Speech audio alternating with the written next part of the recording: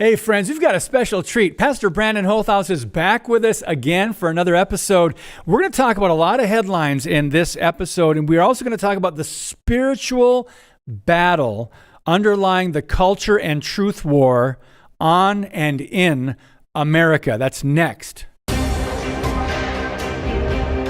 Welcome to Worldview Matters, discussing controversial issues, discerning current events, defending biblical Christianity. No topic off limits. And now, here's your host, David Fiorazzo. Hey friends, thank you so much for watching, listening, and sharing the podcast. Pastor Brandon, tipofthespearministry.com. I know we just did a show with you on different topics, but thank you for coming back and doing another one. This is great. I love your voice and your ministry. Well, my pleasure. Thanks for having some crazy guy from California out on your show, man. I know. I promise you, I am not like the typical Californian. So, you know, there's just such a remnant of solid Bible-believing pastors and leaders out there, but a very small remnant. But there is, and they're very strong, and their ministries are very effective. But we need so many more. Oh man. Okay, so Brandon, I didn't know where to start with this one, with the headlines, but this is these two go together. Tesla sites are being firebombed. Twitter X was hit with major cyber attacks. Why? Because Elon Musk is trying to cut wasteful government spending. And he said, quote, "We get attacked every day, but this one was done with a lot of resources. Either a large coordinated group and or a country is involved." He says, "We're not sure exactly what happened, but there was a massive cyber attack to try to bring down the X system with IP addresses originating in the Ukraine area." Now, this is what they were looking for. Now, again, this was last week. So, and then we're going to talk about USAID and some great news and Doge. So where do you want to start with this one? How about calling out the double standard? Yeah, I mean, look how hypocritical they are. Elon Musk used to be their darling hero guy. They loved him. They loved him for Tesla and SpaceX and Starlink and everything that he was doing. And all of a sudden, the minute he started supporting Trump, they turned on him like a sheep-killing dog. And now they're out for blood because now he is working for Doge and working for Trump in essence, and cutting the wasteful fraud and spending that USAID has done and on other departments in the government. And all of a sudden, now they're going to retaliate against the guy they once loved. And what is there to retaliate? All he is doing is cutting off the fraud that has been exposed and the wasteful spending of bureaucracy. And now, all of a sudden, their tactics are not civility. Remember, they used to say that Trump is uncivil and we got to return to civility. Yeah. But they don't return to civility. They go and firebomb these Tesla, auto malls or whatever. And that's their way of retaliating like a bunch of gang members. Yeah. And so I find it hypocritical of they want civility, but this is how they react. So, yeah, it's ironic. I got 6 words for you. Black Lives Matter Global Network Foundation. Do you remember what they did? Remember what they did in 2020, the summer of love, I guess. Billions of dollars in damage, dozens of people killed or murdered on our streets in America, but it was all justified because it was for a good cause. And now you look back at that and go, oh my goodness, what was going on with police being told to stand down and what was happening on our city streets. So let's talk about double standards. Why do they promote lawlessness? Is because that's their ideology. They're anti-Christian, anti-American, and now so he's trying to help us, the taxpayers, billions, in fact, I've heard trillions of dollars. Let's look at this one really quick and I'll get your response. Sure. Brandon, Marco Rubio announced last week that 83% of USAID programs have been canceled and there were 5,200 contacts. We're talking about billions of dollars that did not serve America. It's interesting. Right. Your thoughts on that? Well, that's the problem. What we see with USAID and all of this is they're working from a framework, David, that's a non-biblical framework. They're working from a framework of power. And that's all that really matters for them. Right and wrong, morality, values don't matter. It's a matter of who's got power, how to get it, and how to keep it. And with that, if power is your main ideology, then the ends justify the means. And that's why you're seeing them that, if it takes to firebomb Elon Musk or pitch a fit here and say that it's racist or to lock up the borders or it's homophobic, to not produce LGBT propaganda in other countries, or if we say, hey, we shouldn't be funding transgender surgeries, we must be transphobic. But you start looking at it and it's like, okay, you guys have no values. It's really demonic is what you're doing. And that's why you're willing to go to the lengths in which we are now uncovering. We see trillions of dollars going towards things that promote an anti-biblical worldview all through the world. And I looked at how we were spending from USAID and just kind of saw a common theme there. And there were the common themes were this: a promoting of the LGBT and trans agenda to the world. That's one of the things I saw. The second was promoting woke ideology, whether that's DEI, ESG, save the planet type of thing throughout the world. And the third one was actually backing Islamic jihad. And so when I looked at that and I categorized all three categories, I said, something's up here. Why would they be supporting an ideology like this in those three sections? Well, here's what my theory is. It is for the purpose of destroying the West. It is for the purpose of destroying the Judeo-Christian values that we hold dear in the West, and basically to target Jews and Christians at the end of this. And that's really what's happening here. I'm happy that it got uncovered, but here's the thing, David. This war is not over just because Trump and Elon Musk are exposing this. I do not think these people are going to go away quietly. They're going to pitch a fit. They're going to fight because they don't want to give up power.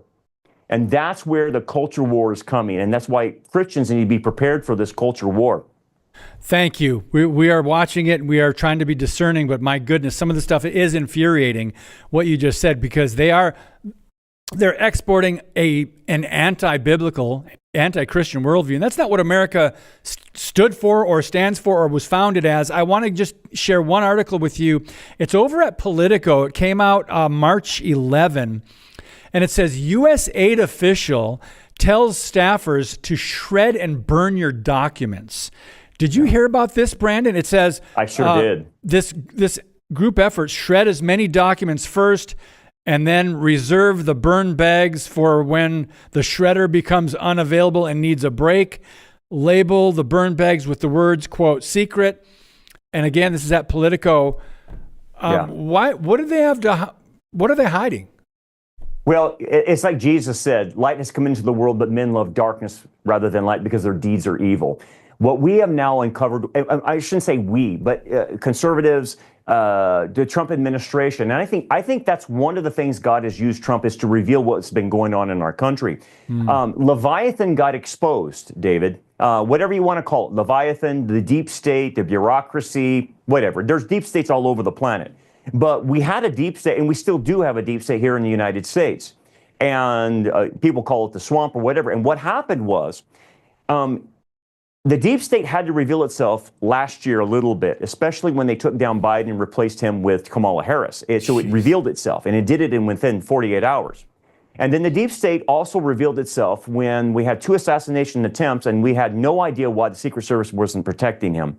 And again, going into this, we found out that Facebook was working with the government in the 2020 election. And so we had all of that going on at the same time. We found out the FBI, the CIA, the DOJ, the Pentagon were all involved in undermining Trump and anyone else that went against their narrative. So the concept that there is no deep state, that became exposed. There is a deep state.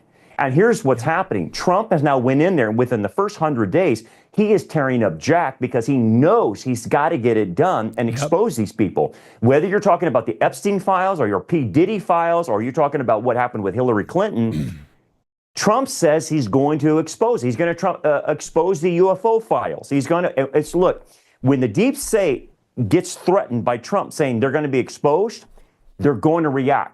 because they were doing things illegally. They were doing things, making money, money laundering. When you talk about Ukraine, that proxy war, there was a lot of money laundering going on there, no doubt about that. And so their deeds are evil. And so now they're in a panic because they're trying to cover everything up. Yep. I'm glad you brought in the ideology aspect, the spiritual aspect, and the who is reacting to it. It's very telling when someone's finding waste, fraud, and abuse and showing where our taxpayer dollars have been going. It's very telling who is against that. Very telling. Let's talk about another one before we have to take a brief pause with you. Okay. A watchdog report identified 460 DEI programs within the federal government worth $1 trillion of taxpayer funds. Now, we know the Biden, let me rephrase that, the Biden-Harris administration. Yeah, right. We know what they were pushing and what they were trying to do for those 4 years and what they did do. Don't say he was seen, well, you say whatever you want, but they accomplished a lot. I don't know who was running the country. It wasn't Joe Biden, but they, meaning the left, got a lot done and for evil.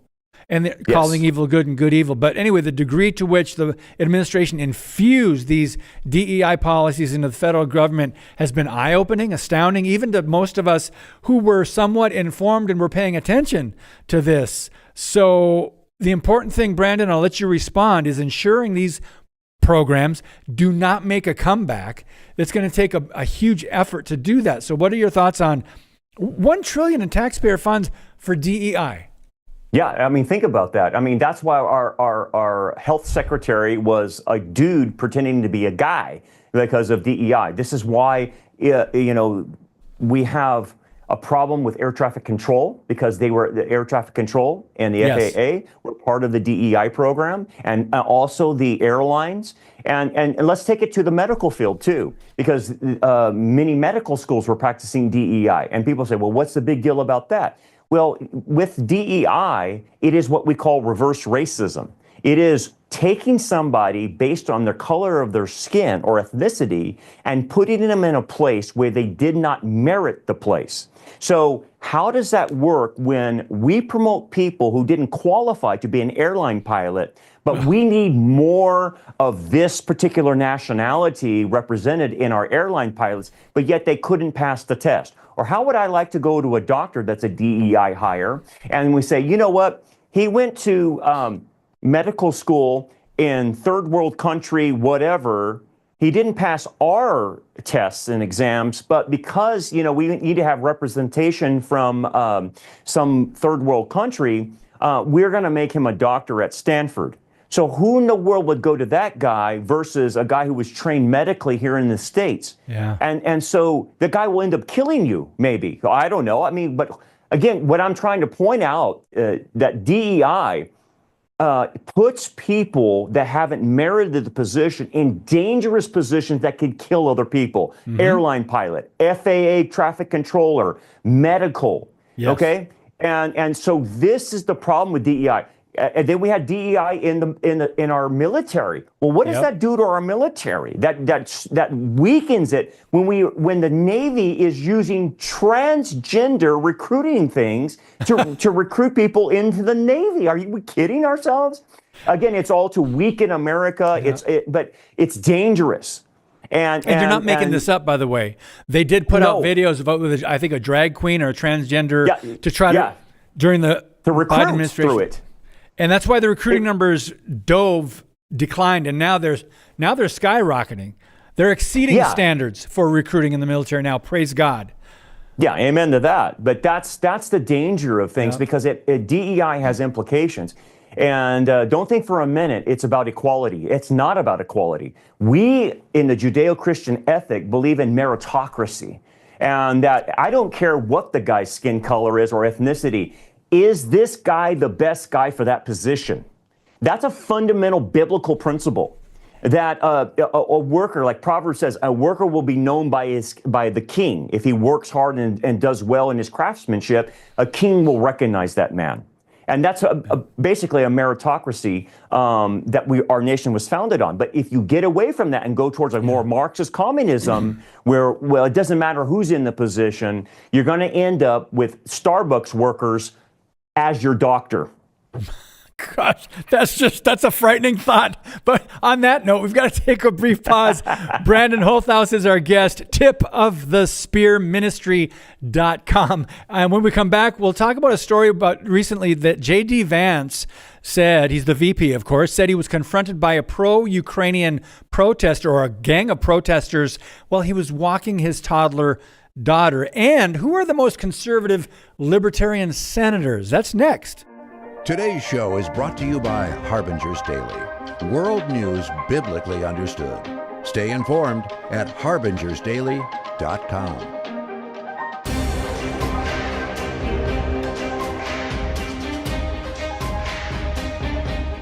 Hey friends, thanks for your support and for also for following our brand new YouTube channel.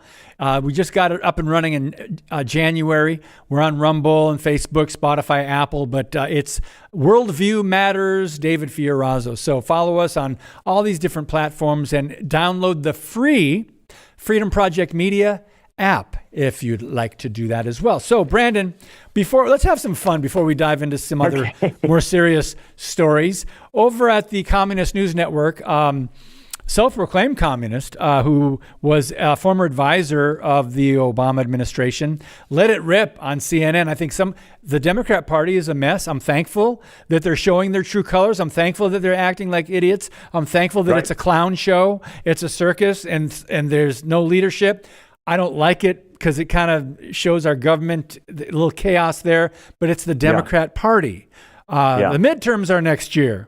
It's going to be interesting to see what happens. But Van Jones over at CNN went into a blistering diatribe against the Democrat Party and says he can see why it's hemorrhaging voters.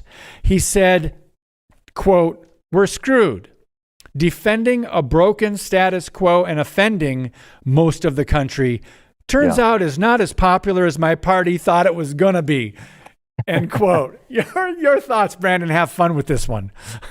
Yeah, isn't that funny? That's coming from Van Jones, of all people, that's dyed-in-the-wool communist, Marxist, socialist. And yet he is recognizing, look, he understands politics and realizing that, look, the American people voted Donald Trump in because really what it's been called is a common sense revolution. Yes. We do not want to say that men can play women's sports and be okay with that. We are not saying that men can menstruate. In fact, some of the Doge uncovered that we were paying for studying men menstruate. Okay, men don't menstruate. I can clear that study up real quick.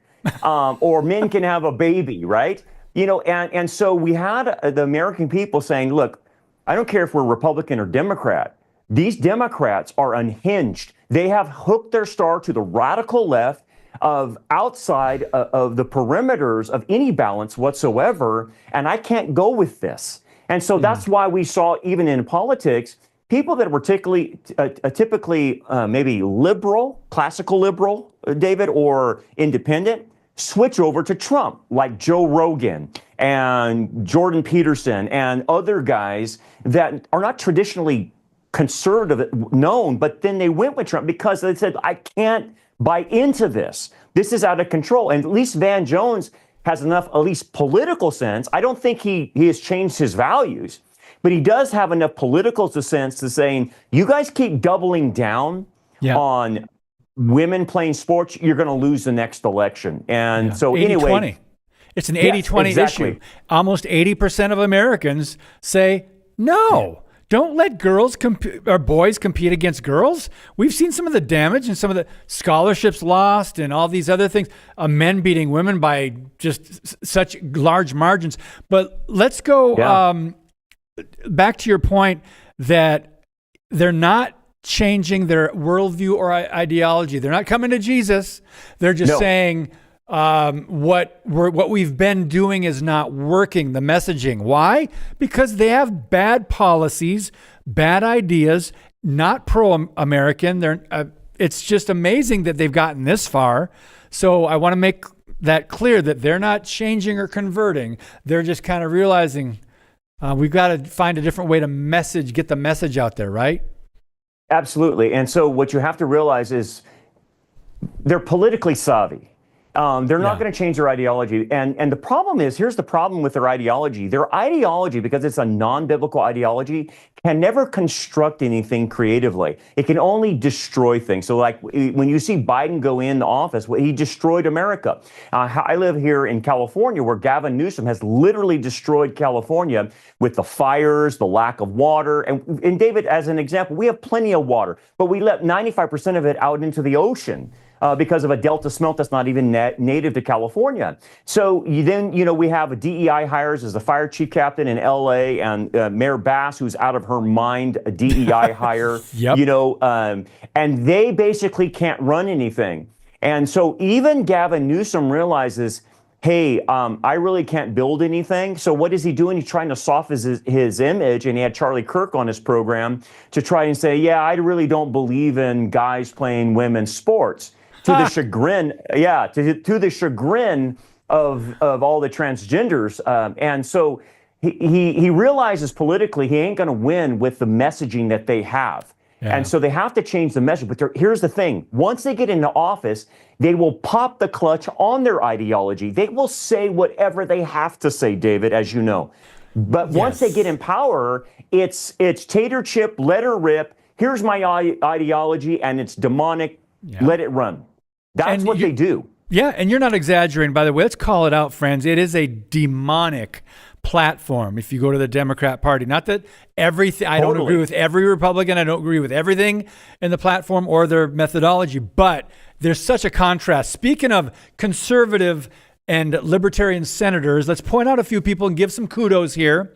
I follow the Rand Paul Review on Substack, and the top defenders of liberty, 2024, 100% rating, Rand Paul and Mike Lee. Yeah. Also, I wanted to say this because Wisconsin, shout out to Wisconsin, Senator Ron Johnson at 90. Marsha Blackburn is on there. Tommy Tuberville. Josh Hawley was at 84. But a year ago, J.D. Vance was at 85 as conservative and libertarian as far as how he voted and the policies he believed in. So there are some good men and good women. Absolutely.